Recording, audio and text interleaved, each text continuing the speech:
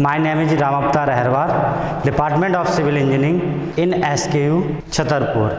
आज हम डिस्कस करेंगे इंजीनियरिंग मैकेनिक्स। इंजीनियरिंग मैकेनिक्स में मेरा टॉपिक है इंट्रोडक्शन टू इंजीनियरिंग मैकेनिक्स। तो आज हम जानेंगे इंजीनियरिंग मैकेनिक्स क्या होता है फुल डिटेल में, ठीक है। तो इंजीनियरिंग मैकेनिक्स की सबसे पहले हम जानेंगे डेफिनेशन क्या होती है। तो इंजीनियरिंग मैकेनिक्स की डेफिनेशन क्या होती है जान। Engineering mechanics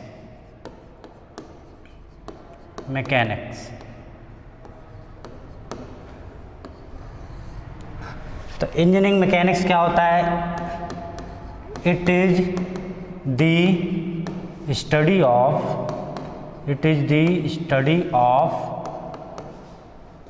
state of the rigid body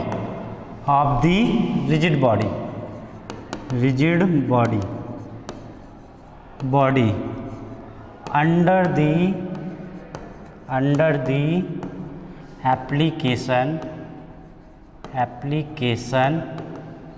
of external forces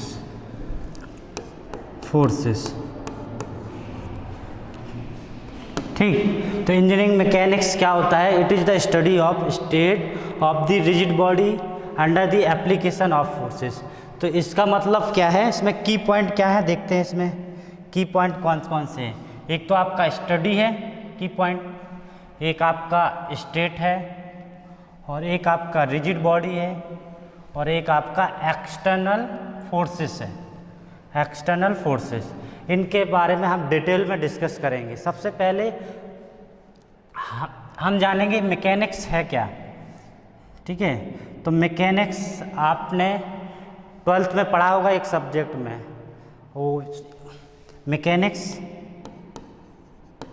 mechanics आपने 12th में एक सब्जेक्ट पढ़ा होगा physics, 11th and 12th physics में आपने ये पढ़ा होगा एक तो, ठीक है। तो फिजिक्स में एक यूनिट थी मैकेनिक्स की, जिसमें हमने डिस्कस करा है velocity, force, acceleration, momentum, work, power, energy और टॉर्क एक्सेट्रा, ये सारे आपने डिस्कसेस करे हैं। तो इंजीनियरिंग मैकेनिक्स क्या है, इस मैकेनिक्स का एप्लीकेशन है। क्या है इंजीनियरिंग मैकेनिक्स, क्या है एप्लीकेशन ऑफ मैकेनिक्स, ठीक है। तो इंजीनियरिंग मैकेनिक्स क्या है आपका, इंजीनियरिंग मैकेनिक्स क्या है, इसका एप्लीकेशन है।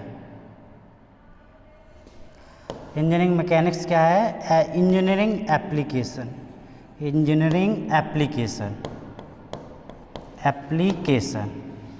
किसका एप्लीकेशन, मैकेनिक्स का एप्लीकेशन करना है।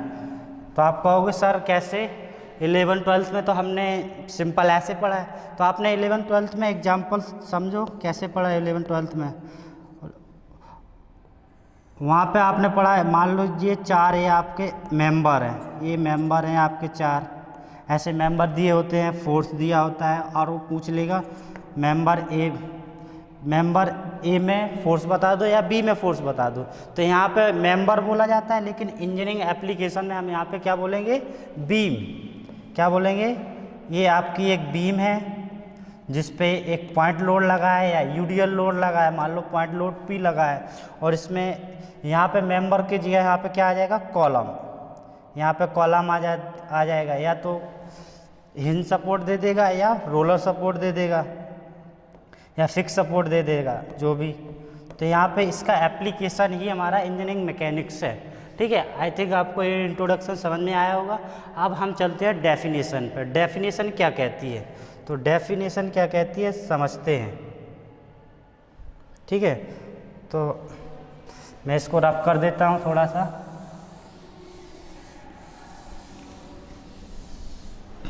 तो सबसे पहले हम चलते हैं स्टडी। हाँ, एक और आप देख लीजिए इंजीनियरिंग मैकेनिक्स में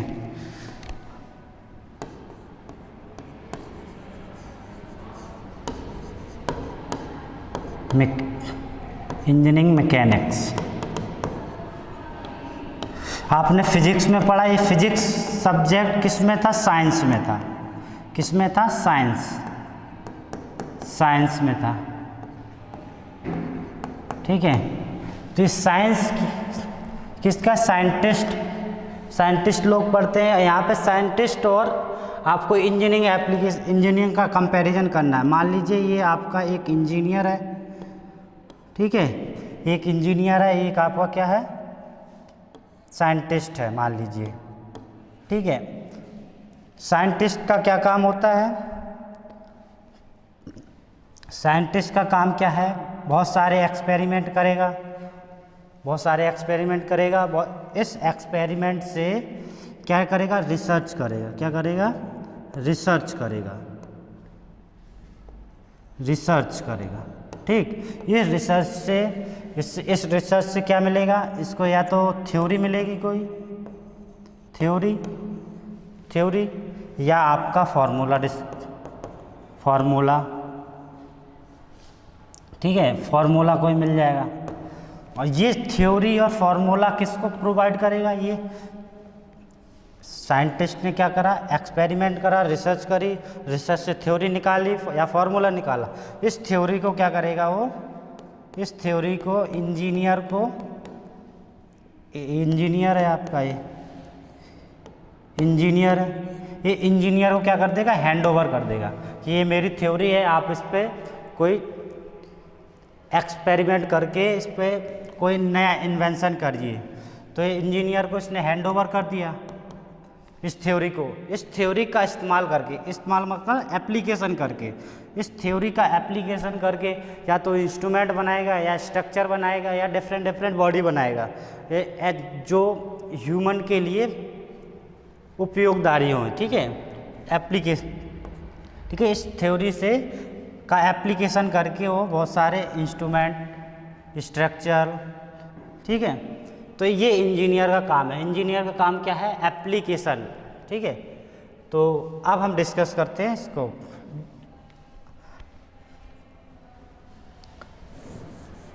तो हमारा मेन टॉपिक क्या है? Engineering mechanics. तो इंजीनियरिंग मैकेनिक्स की डेफिनेशन पे आते हैं हम। तो इंजीनियरिंग मैकेनिक्स की डेफिनेशन क्या कहती है? सबसे पहले स्टडी। आप तो सबसे पहले स्टडी करिए सब, ठीक है। स्टडी में क्या करोगे? स्टडी, तो मान लीजिए आप स्टडी में करने के लिए आपको मिनिमम 3 कैरेक्टर की ज़रूरत पड़ेगी। एक तो आपका ऑब्जर्वर होगा, ठीक है, एक आपका ऑब्जर्वर होगा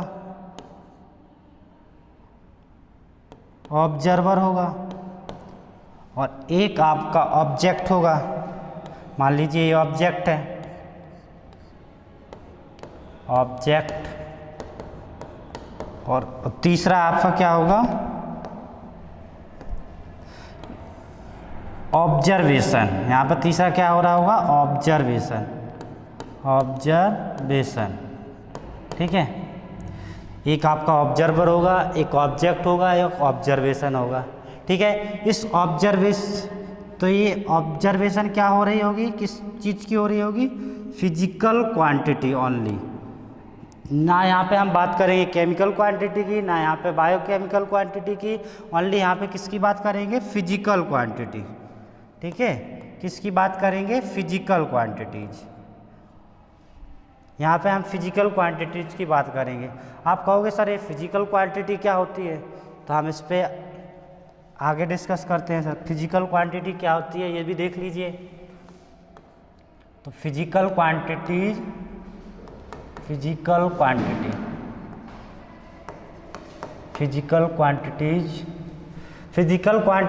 नथिंग बट फिजिकल कैरेक्टरिस्टिक। क्या होती है? फिजिकल कैरेक्टरिस्टिक,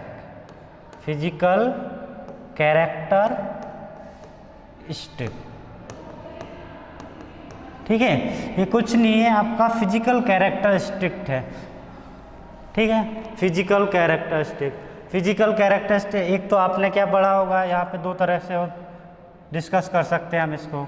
कौन कौन सी? एक तो आपने पढ़ा होगा फंडामेंटल क्वांटिटी, ठीक है, फंडामेंटल क्वांटिटी पढ़ी होगी, फंडामेंटल क्वांटिटीज पढ़ी होगी। और एक आपने कौन सी पढ़ी होगी, डेराइव्ड क्वांटिटी।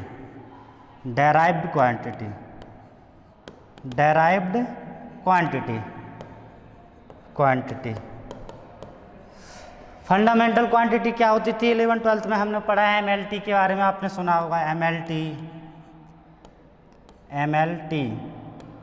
ठीक है, ये आपने पढ़ी होगी 11th-12th में। और डेराइव्ड क्वांटिटी कौन सी होती हैं, force, velocity, acceleration, momentum, torque, ये सारी कौन सी डेराइव्ड क्वांटिटी, ये अपने आप में ये इंडिपेंडेंट होती है। फंडामेंटल क्वांटिटी क्या होती है, अपने आप में इंडिपेंडेंट होती है, बट यहाँ पे डेराइव्ड क्वांटिटी ये किस पे डिपेंड करती है, फंडामेंटल क्वांटिटीज पे डिपेंड करती है।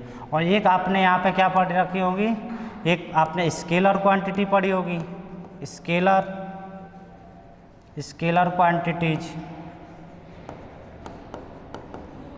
और दूसरी आपने कौन सी पढ़ी होगी, वेक्टर क्वांटिटीज।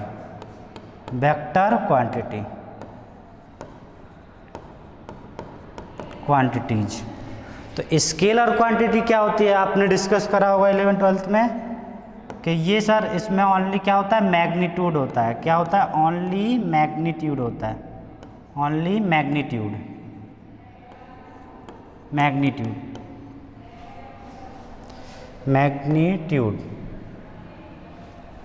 ठीक है, मैग्नीट्यूड होता है। इसमें क्या होता है, खाली मैग्नीट्यूड। इसमें क्या होता है, वेक्टर क्वांटिटी में मैग्नीट्यूड के साथ साथ आपका क्या होगा, डायरेक्शन भी होगी, और ये वेक्टर लॉ को फॉलो भी करना चाहिए, वेक्टर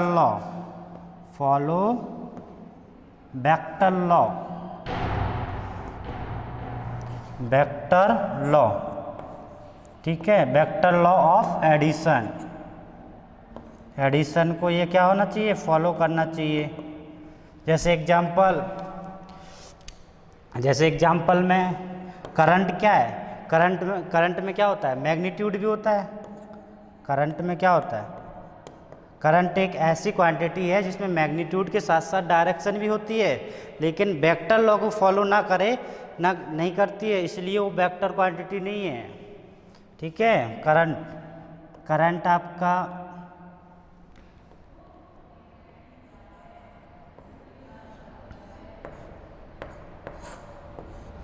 ये डायरेक्शन भी शो करता है, और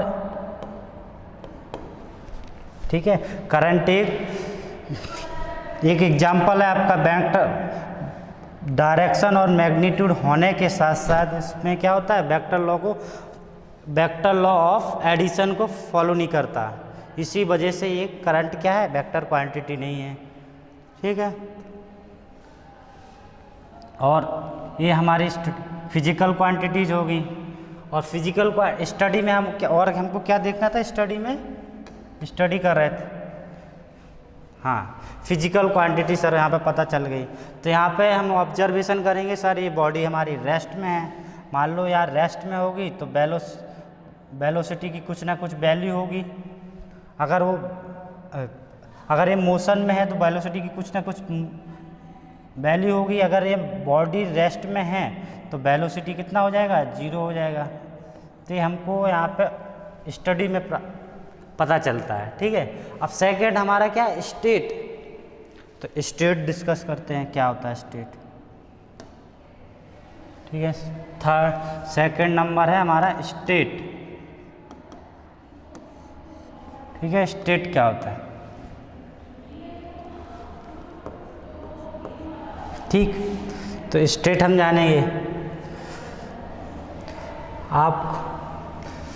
आप कहोगे देखो ये हमारा कोई ऑब्जेक्ट है, मान लीजिए ये आपका ऑब्जेक्ट है, ठीक है। ये अगर आपका रेस्ट कंडीशन में है, किसमें है, रेस्ट अवस्था में, रेस्ट में है, तो मान लीजिए फर्स्ट आपका क्या है, रेस्ट में है, रेस्ट में है आपका ऑब्जेक्ट तो क्या होगा, ये इक्विलिब्रियम में होगा कि नहीं होगा, इक्विलिब्रियम। ठीक है, अगर आपका ये रेस्ट में है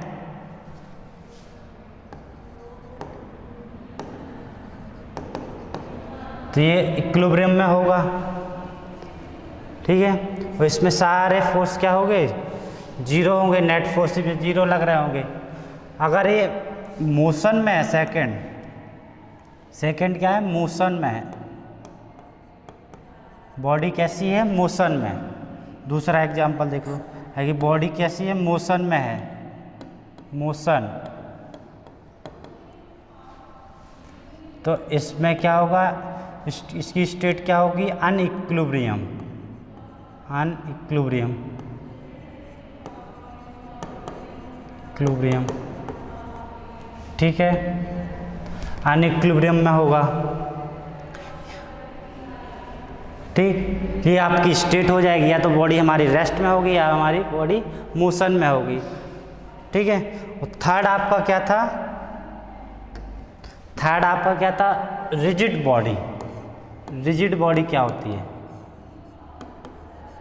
रिजिड बॉडी, आप तो रिजिड बॉडी क्या है, एक आइडियल केस है। कौन सा केस है, ये आइडियल केस है, आइडियल। ठीक है, ये रिजिड बॉडी क्या है, एक आइडियल केस है, आइडियल केस है। ठीक है, कोई एक्चुअल में रिजिड बॉडी होती नहीं है, इसीलिए क्या है, आइडियल है।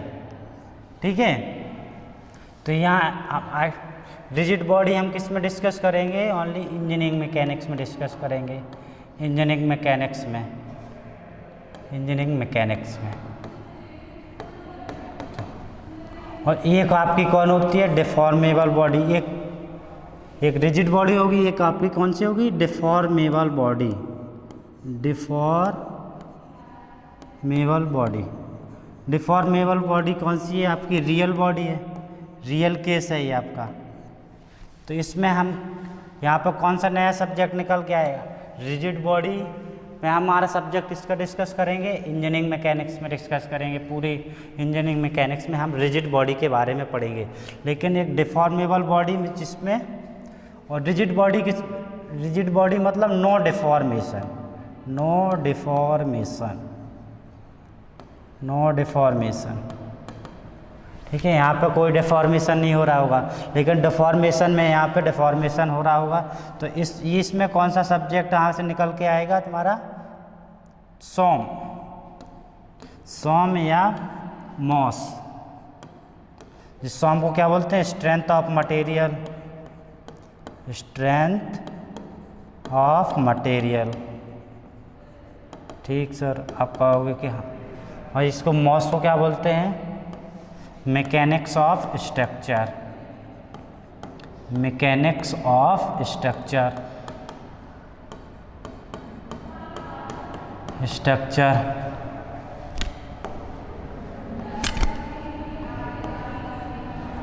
ठीक है, मैकेनिक्स ऑफ स्ट्रक्चर। वो थर्ड आपका क्या होता है, रिजिड बॉडी।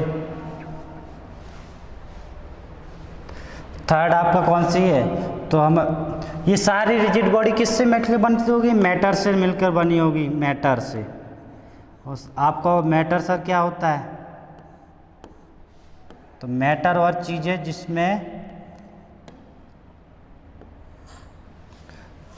ये मैटर क्या है, ये मैटर आपका सॉलिड भी हो सकता है, गैस भी हो सकता है और लिक्विड भी हो सकता है। ठीक है, 3 तरह के मैटर, 5 तरह के होते हैं, लेकिन हम आज डिस्कस करेंगे 3 तरह की, सॉलिड, गैस, लिक्विड।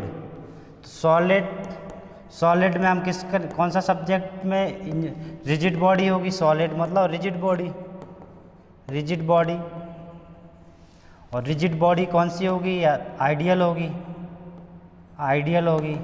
आइडियल मतलब नॉन डिफॉर्मेशन, आइडियल मतलब नो डिफॉर्मेशन, डिफॉर्मेशन, डिफॉर्मेशन। यहाँ पे हम किससे डिस्कस करेंगे, इंजीनियरिंग मैकेनिक्स डिस्कस करेंगे, इंजीनियरिंग मैकेनिक्स। ठीक, और एक आप एक आइडियल है तो एक रियल होगा, रियल रियल रियल मतलब deformable body, deformable body, deformable body जो रियल है। रियल में यहाँ पे हम सॉम की बात करेंगे जो हम डिस्कस कर रखे पहले करके रखे। और यहाँ पे लिक्विड, इन दोनों को गैस और लिक्विड को मिला के क्या बनता है, फ्लूइड बनता है, फ्लूइड। फ्लूइड से तो फ्लूइड क्या होता है, दो तरह, फ्लूइड दो तरह के होते हैं, एक आपका कंप्रेसिबल होगा, एक इनकम्प्रेसिबल होगा, एक आपका इनकम्प्रेसिबल होगा, कंप्रेसिबल, और एक आपका कौन सा होगा, कंप्रेसिबल होगा, कंप्रेसिबल।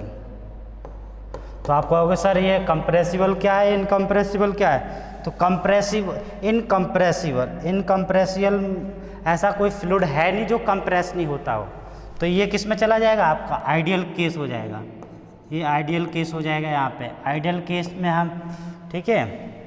और कंप्रेसिबल फ्लूइड मतलब ये रियल केस हो जाएगा, हाँ रियल हो जाएगा। तो यहाँ पे कंप्रेसिव आइडियल फ्लूइड किस में पढ़ेंगे हम, फ्लूइड मैकेनिक्स।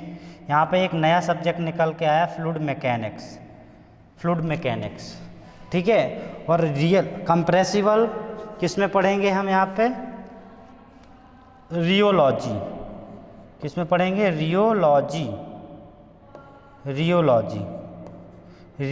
में हम यहाँ पे डिस्कस करेंगे, ठीक है। तो ये हमारा इंजीनियरिंग मैकेनिक्स की डेफिनेशन है। और लास्ट आपका कौन सा बच रहा है, फोर्स, एक्सटर्नल फोर्सेस। तो एक्सटर्नल फोर्सेस क्या होता है ये भी देख लो, एक्सटर्नल फोर्सेस, ठीक है। एक्सटर्नल फोर्सेस क्या होता है, तो एक्सटर्नल फोर्सेस क्या होता है, ये कुछ नथिंग बट एक्सटर्नल एजेंट। क्या होता है ये, एक्सटर्नल एजेंट, ठीक है। ये एक्सटर्नल एजेंट होता है जिसकी वजह से क्या होता है, बॉडी में कुछ चेंजेस होते हैं, जिसकी वजह से क्या होता है, बॉडी टेंड्स टू डिफॉर्म, जिसकी वजह से क्या है, बॉडी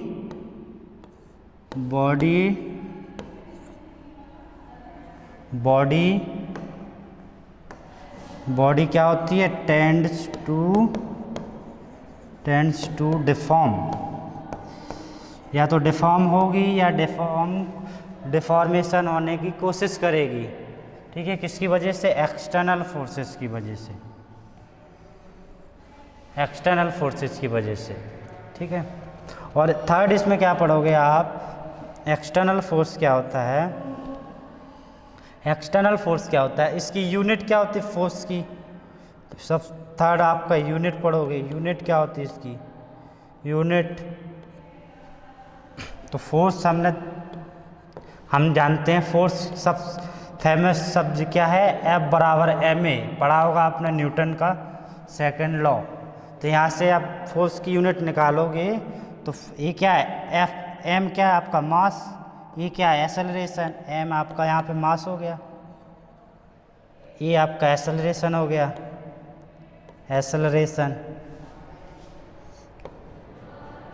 एक्सेलरेशन हो गया, ठीक है। एक्सेलरेशन क्या है आपका, ये जो क्या होता है, एक्सेलरेशन क्या होता है, change in velocity upon time, change in velocity upon time, ये होता है। तो चेंज इन वेलोसिटी क्या होती है, चेंजिंग डिस्प्लेसमेंट अपॉन टाइम, तो इसकी यूनिट क्या होगी, मीटर पर सेकेंड, ठीक है, वेलोसिटी की और इसमें इसकी यूनिट होगी मीटर पर सेकेंड। और यहाँ पे अगर आ जाएगा चेंजिंग टाइम तो ये क्या हो जाएगा, मीटर पर, एक्सेलरेशन की क्या हो जाएगी, मीटर पर सेकेंड का स्क्वायर। तो यहाँ पे एक मास की यूनिट क्या होती है, केजी। तो यहाँ पर हमारी यूनिट क्या निकल के आई, केजी इंटू मीटर पर सेकेंड का स्क्वायर, ये हमारी यूनिट निकल के आई, जो 1 न्यूटन बराबर क्या होती है, 1 kg/s का स्क्वायर। तो हमारी यूनिट क्या निकल के आई, यूनिट क्या निकल के आई यहाँ पे, न्यूटन। ठीक है, फोर्स की यूनिट क्या होती है, न्यूटन होती है, या किलो न्यूटन भी कहीं कहीं लिखी होती है। तो हमने सबसे पहले यहाँ पे क्या डिस्कस करा, इंजीनियरिंग मैकेनिक्स में सबसे पहले हमने डिस्कस करा कि इंजीनियरिंग मैकेनिक्स होता क्या है। ठीक है, इंजीनियरिंग मैकेनिक्स क्या होता है, हमने यहाँ पे 12th में पढ़ा होगा मैकेनिक्स, उस मैकेनिक्स का एप्लीकेशन ही आपका क्या कहलाता है, इंजीनियरिंग मैकेनिक्स कहलाता है। ठीक है, इंजीनियरिंग मैकेनिक्स में हमने यहाँ पे एप्लीकेशन करना है।